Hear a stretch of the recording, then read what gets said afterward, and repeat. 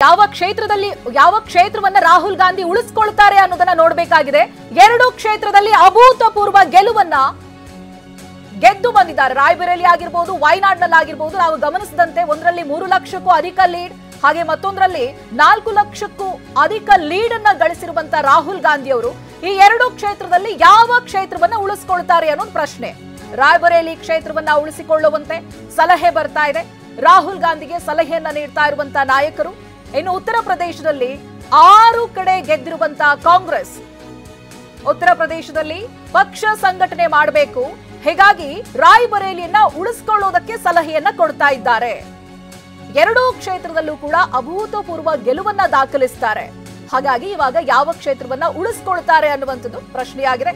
ವಯನಾಡ್ ಕ್ಷೇತ್ರವನ್ನ ಬಿಟ್ರೆ ಅಲ್ಲಿ ಸ್ಪರ್ಧಿಸೋದು ಯಾರು? ಹಾಗಿದ್ರೆ ಪ್ರಿಯಾಂಕಾ ಗಾಂಧಿಗೆ ಸ್ಪರ್ಧೆ ಮಾಡುವಂತೆ ಸಲಹೆಯನ್ನ ನೀಡಲಾಗ್ತಾ ಇದೆ। ವಯನಾಡ್ ಕ್ಷೇತ್ರದಿಂದ ಪ್ರಿಯಾಂಕಾ ಸ್ಪರ್ಧೆಗೆ ಮನವಿಯನ್ನ ಮಾಡಲಾಗಿದೆ। ಕುತೂಹಲವನ್ನ ಕೆರಳಿಸಿರುವಂತಹ ಪ್ರಿಯಾಂಕಾ ಗಾಂಧಿ ನಡೆ, ಇದಕ್ಕೆ ಇವರು ಒಪ್ಪಿಕೊಳ್ತಾರಾ? ಇವೆಲ್ಲವೂ ಕೂಡ ಪ್ರಶ್ನೆಯಾಗುತ್ತೆ। ಎರಡು ಕ್ಷೇತ್ರಗಳಲ್ಲಿ ಯಾವ ಕ್ಷೇತ್ರವನ್ನ ಬಿಟ್ಟುಕೊಡ್ತಾರೆ? ಒಂದು ವೇಳೆ ವಯನಾಡ್ ಆದ್ರೆ, ವಯನಾಡ್ ಕ್ಷೇತ್ರವನ್ನೇ ಬಿಟ್ಟುಕೊಡೋದಾದ್ರೆ ವಯನಾಡ್ನಿಂದ ಸ್ಪರ್ಧಿಸೋರು ಯಾರು? ಪ್ರಿಯಾಂಕಾ ಗಾಂಧಿಗೆ ಸ್ಪರ್ಧೆ ಮಾಡುವಂತೆ ಸಲಹೆಗಳು ಕೂಡ ಕೇಳಿ ಬರ್ತಾ ಇದೆ। ಹಾಗಾಗಿ ವಯನಾಡ್ ಕ್ಷೇತ್ರದಿಂದ ಪ್ರಿಯಾಂಕಾ ಸ್ಪರ್ಧೆಯ ಏನ್ ಮಾಡಬೇಕು ಅಂತ ಮನವಿಯನ್ನ ಮಾಡ್ತಾ ಇದ್ದಾರೆ, ಆ ಮನವಿಯನ್ನ ಅವರು ಒಪ್ಪಿಕೊಳ್ತಾರಾ ಅನ್ನುವಂಥದ್ದು ಕೂಡ ಕುತೂಹಲವನ್ನ ಕೆರಳಿಸ್ತಾ ಇದೆ। ಇದಕ್ಕೂ ಮುಂಚೆ ಚುನಾವಣೆಯ ರಿಸಲ್ಟ್ ಬರೋದಕ್ಕೂ ಮುಂಚೆ ಎರಡೂ ಕ್ಷೇತ್ರದಲ್ಲಿ ಗೆಲುವೇನಾದ್ರೂ ಸಿಕ್ಕಿಬಿಟ್ರೆ ಏನಾಗುತ್ತೆ ಅನ್ನುವಂಥದ್ದು ಇದ್ದಂತಹ ಪ್ರಶ್ನೆ। ಈ ಬಗ್ಗೆ ಡೀಟೇಲ್ಸ್ ಅನ್ನ ಕೊಡ್ತಾ ಹೋಗ್ತಾರೆ ನಮ್ಮ ಪ್ರತಿನಿಧಿ ಹರೀಶ್ ಸಂಪರ್ಕದಲ್ಲಿದ್ದಾರೆ।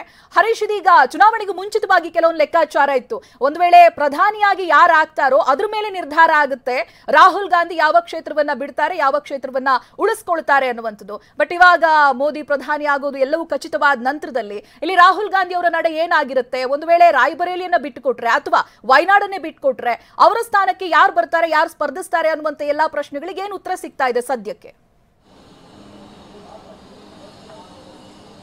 ಹೌದು ಚೈತ್ರ, ಈಗ ಫಲಿತಾಂಶ ಬಂದಾಗಿದೆ। ಎರಡು ಕ್ಷೇತ್ರಗಳಲ್ಲಿ ರಾಹುಲ್ ಗಾಂಧಿ ಅವರು ಸ್ಪರ್ಧೆ ಮಾಡಿ ಗೆಲುವನ್ನು ಸಾಧಿಸಿದ್ದಾರೆ। ಅತ್ಯಂತ ಹೆಚ್ಚಿನ ಲೀಡ್ ತೆಗೆದುಕೊಂಡು ರಾಹುಲ್ ಗಾಂಧಿ ವಯನಾಡ್ ಹಾಗೂ ರಾಯಬರೇಲಿಯಲ್ಲಿ ಗೆಲುವನ್ನು ಸಾಧಿಸಿರುವಂತಹದ್ದು।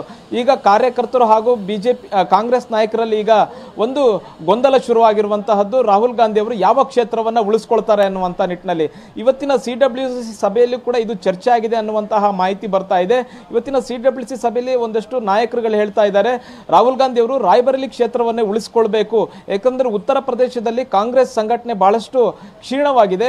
ಈ ಲೋಕಸಭಾ ಚುನಾವಣೆಯಲ್ಲಿ ಕಾಂಗ್ರೆಸ್ ಪಕ್ಷಕ್ಕೆ ಜನರು ಒಲವನ್ನು ತೋರಿಸಿದ್ದಾರೆ।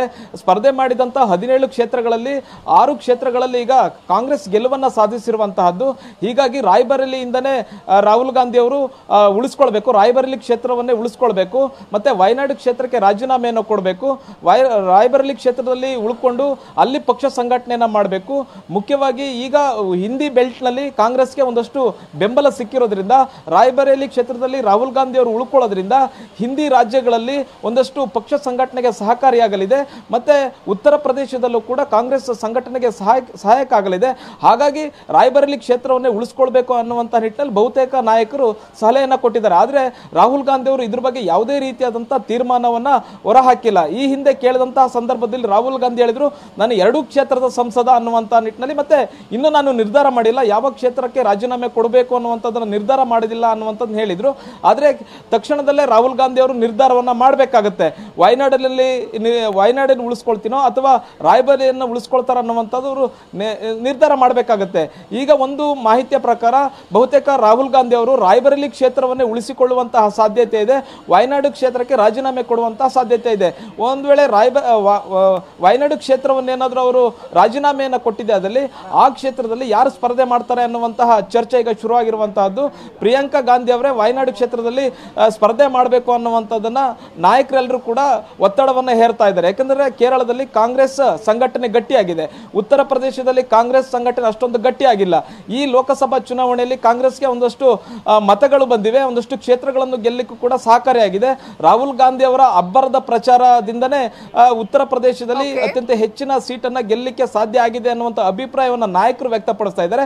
ಹಾಗಾಗಿ ರಾಯಬರೇಲಿ ಕ್ಷೇತ್ರದಿಂದಲೇ ರಾಹುಲ್ ಗಾಂಧಿ ಅವರು ಉಳಿಸಿಕೊಳ್ಳುವ ಆ ಕ್ಷೇತ್ರವನ್ನೇ ಉಳಿಸಿಕೊಳ್ಳುವಂತಹ ಸಾಧ್ಯತೆ ಬಹುತೇಕ ಹೆಚ್ಚಿದೆ ಚೈತ್ರ। Thank you Harish ಡೀಟೇಲ್ಸ್ಗಾಗಿ।